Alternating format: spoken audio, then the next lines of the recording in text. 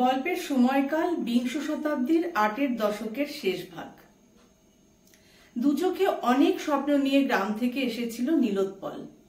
মা ছাড়া সংসারে তার আর কেউ ছিল না। অনেক ছোট বয়সে তার বাবা মারা যায়। মা একটা সরকারি চাকরি করত। নদিয়া জেলার একটা ছোট্ট গ্রামে একদম ছোটবেলাটা কেটেছে নীলোৎপলের। মায়ের বদলির চাকরি। ও যখন ক্লাস 6-এ উঠল তখন ওর মায়ের বদলি হয় উত্তর ২৪ পরগনার বসিরহাটে। সেখানকার একটা সরকারি স্কুলে ক্লাস 6-এ ভর্তি হয় নীলোৎপল। ছেলেটা মেধাবী, ক্লাস 1 থেকেই প্রথম হয়। এতটা লাজুক যে সবার সাথে সেইভাবে মিশতে পারত না। পড়াশোনায় ভীষণ ভালো ছিল, আর ভীষণ ভালো ক্রিকেট খেলত। ক্রিকেট আর পড়াশোনায় ছিল ধ্যানজ্ঞান। মা সরকারি চাকরি করলেও তখনকার দিনে বেতন ছিল খুবই কম। বসিরহাটে ভাড়া বাড়িতে এসে উঠতে হয় তাদের। মুলিবাসের বেড়ার বাড়ি, ইলেকট্রিসিটি ছিল না। রাতে হ্যারিকেনের টিমটিমে আলোতে পড়তে হতো নীলোৎপলকে। চোখে স্বপ্ন ছিল পড়াশুনো করে অনেক বড় হবে। নীলোৎপলের মেধা ও ছাত্রসুলভ আচরণে মাস্টার মশাইদের কাছে ও ভীষণ আদরের হয়ে ওঠে। নীলোৎপলের কোনো প্রাইভেট টিউটর ছিল না। প্রাইভেট টিউটরকে টাকা দেওয়ার সামর্থ্যও তাদের ছিল না। নিজে নিজে অনেক কষ্ট করে পড়ত। খুব ভোরে উঠে পড়াশুনো শেষ করে 10:30টার মধ্যে স্কুলে গিয়ে পৌঁছতো। টিফিনের সময় যখন অন্যান্য ছেলেরা খেলাধুলো করত তখন কিন্তু নীলোৎপল যে পড়াগুলো না বুঝতো সেগুলো মাস্টার মশাইদের কাছ থেকে বুঝে নিত। স্কুল ছুটির পরেও মাস্টার মশাইরা ওকে পড়াশুনোর নানা বিষয় সাহায্য করতেন। স্কুল থেকে বাড়ি ফিরে এসে একটু খেয়ে সামান্য বিশ্রাম করে আবার পড়াশুনোয় মনোনিবেশ করত। একাগ্রতা আর কঠিন অধ্যবসায়ের কারণে নীলোৎপল 6 থেকে 7-এ উঠল যথারীতি ফার্স্ট হয়ে। সব মাস্টার মশাইরা ওকে ভীষণ নজর দিতে শুরু করলো। সপ্তাহে প্রতিদিন পড়াশুনো করলেও রবিবার সারাদিনই চলতো ক্রিকেট খেলা। সেখানে ওকে কেউ হারাতে পারত না। ক্লাস 7 থেকে ও ফার্স্ট হয়ে 8-এ ওঠে নীলোৎপল। 8-এর হাফ ইয়ারলি পরীক্ষাতেও নীলোৎপল প্রথম হয়। বার্ষিক পরীক্ষার কিছুদিন আগে খেলতে গিয়ে ডান হাতটা ভেঙে যায় নীলোৎপলের। ওই বছর বার্ষিক পরীক্ষায় সে দিতে পারেনি। খুব ভেঙে পড়ে মন থেকে। মা তাকে নিয়ে স্কুলের প্রধান শিক্ষকের সঙ্গে কথা বলেন। প্রধান শিক্ষক জানান পরবর্তী ক্লাসে ওঠার বিষয়ে নীলোৎপলের কোনো অসুবিধে হবে না, কিন্তু পরীক্ষা না দেওয়াতে ওর পজিশনটা থাকবে না।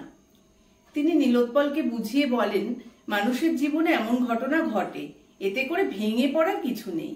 ক্লাস 9-এ ভালো করে পড়াশুনো করবে, দেখবে আবার তুমি আগের মতো প্রথম হবে। তোমার প্রতি আমাদের অনেক আশা। মাধ্যমিক পরীক্ষায় তোমার কাছ থেকে বিদ্যালয়ে ভালো ফল আশা করবে। আশা করে। ক্লাস 9-এ উঠে যায় নীলোৎপল, কিন্তু ওর রোল নাম্বার হয় সবার শেষে। এর মধ্যে নীলোৎপলের হাতের প্লাস্টার খোলা হয়ে গেছে। প্রতিদিন নিয়ম করে স্কুলে যায় সে। তখন একাডেমিক সেশন ছিল জানুয়ারি থেকে ডিসেম্বর। জানুয়ারি মাসের শেষ দিকে বাংলাদেশ থেকে 3টে ছেলে এসে ভর্তি হয় ওদের ক্লাসে, শশধর, শেখর আর সৃঞ্জয়। তখনকার দিনে বিভিন্ন বিদ্যালয়ে আকছাড়ি ঘটনা ঘটত। ওপার বাংলার মানুষরা বাধ্য হয়ে যখন এপার বাংলায় এসে স্থায়ীভাবে বসবাস শুরু করত, তাদের ছেলেমেয়েরা এখানকার স্কুলে এসে ভর্তি হতো। বারাসাত, বনগাঁ, বসিরহাট, হাপড়া এই সমস্ত অঞ্চলে এই ঘটনা বেশি ঘটত। বেশিরভাগ ক্ষেত্রেই দেখা যেত তারা ওপার বাংলার তুলনামূলক উঁচু ক্লাসে পড়ে এখানে এসে নিচু ক্লাসে ভর্তি হয়। ক্লাস 9-এ নীলোৎপল আগের মতোই একাগ্রতার সঙ্গে পড়াশুনো করে। হাফ ইয়ারলি পরীক্ষা হয়। পরীক্ষার ফলাফল বেরোনোর পরে দেখা যায় নীলোৎপল 4th হয়েছে। প্রথম হয়েছে শশধর, দ্বিতীয় সৃঞ্জয় আর তৃতীয় শেখর। কিছুটা হতাশ হয়ে পড়ে নীলোৎপল। মায়ের কাছে কান্নাকাটি করে। মা বলেন, নীলু, তুই তোর মতন চেষ্টা করেছিস। একবার ফলাফল একটু খারাপ হয়েছে বলে এটা তো প্রমাণ হয় না যে তুই খারাপ হয়ে গেছিস। চেষ্টা করে যা, লক্ষ্য স্থির রাখ, আমার বিশ্বাস নিশ্চয়ই তুই পারবি। মায়ের কথায় ভরসা পেয়ে নীলোৎপল আবার পড়াশোনা শুরু করে। এবারে পরিশ্রমটা সে আরেকটু বাড়িয়ে দেয় যাতে করে বার্ষিক পরীক্ষার ফলাফল ভালো হয়। নীলোৎপলের অ্যানুয়াল পরীক্ষা হাফ ইয়ারলি পরীক্ষার তুলনায় ভালো হয়েছে। সেভাবে এবারে প্রথম হওয়ার সম্ভাবনা আছে, কিন্তু ফলাফল বেরোনোর পরে দেখা যায় নীলোৎপলের স্থান হয়েছে 3য়। প্রথম শশধর কি আবার কান্নাকাটি করে। মা আবারও সাহস জুগিয়ে বলেন, তোমার কাজ চেষ্টা করা, তুমি সেটা করো। সঠিকভাবে চেষ্টা করলে ফলাফল সঠিক হবে, শুধু লক্ষ্যটা স্থির রাখো। অর্জুন আর মাছের চোখের গল্পটা মায়ের মুখ থেকে নীলোৎপল বারবার শুনেছে। দশম শ্রেণীর হাফ-ইয়ারলি পরীক্ষায় নীলোৎপল দ্বিতীয় হয়, শশধর প্রথম। সে লক্ষ্য করে মাস্টারমশাইরা সবাই শশধরকে নিয়ে ভীষণ আলোচনা করে। শশধর মাধ্যমিক পরীক্ষায় স্কুলের সুনাম বাড়াবে বলে সকলে বলেন। এইসব কথা নীলোৎপল এবার আর তার মাকে বলে না। মনে মনে প্রতিজ্ঞা করে যে মাধ্যমিক পরীক্ষায় সে শশধরের থেকে বেশি পেয়ে স্কুলে প্রথম হবে। মাধ্যমিকের টেস্ট পরীক্ষা হয়ে গেল। এবার নীলোৎপল প্রাণপণে চেষ্টা করছে যাতে শশধরকে পিছনে ফেলা যায়। কিন্তু হ্যাঁ, আবার সেই কিন্তু। টেস্ট পরীক্ষা শশধর প্রথম, প্রাপ্ত নম্বর 631, নীলোৎপল দ্বিতীয়, প্রাপ্ত নম্বর 601। হাল ছেড়ে দেওয়ার ছেলে নীলোৎপল নয়। টেস্ট পরীক্ষার পরে প্রায় 2.5 মাস সময় আছে হাতে। প্রাণ মন ঢেলে নিজেকে তৈরি করতে থাকে সে। মা সাহস জুগিয়ে চলে ছেলেকে। দেখতে দেখতে মাধ্যমিক পরীক্ষা চলে আসে এবং পরীক্ষা শেষও হয়। মাধ্যমিক পরীক্ষা শেষ হওয়ার 90 দিনের মধ্যে তখন ফলাফল প্রকাশিত হতো। যেদিন ফলাফল প্রকাশিত হওয়ার কথা থাকতো সেদিন খুব সকালবেলা শহরের বিভিন্ন বইয়ের দোকানে গেজেট চলে আসতো।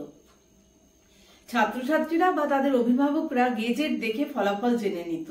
তবে এর জন্য কিছু গাঁটের কড়ি খরচ করতে হতো।